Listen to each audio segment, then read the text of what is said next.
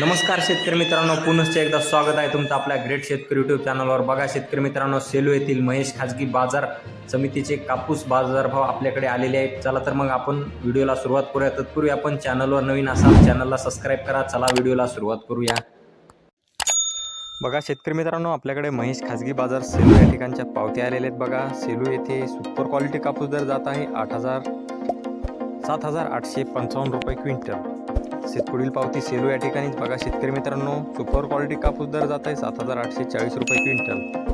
तसेच पुढील पावती सेलू या ठिकाणीच बघा 7,875 रुपये क्विंटल।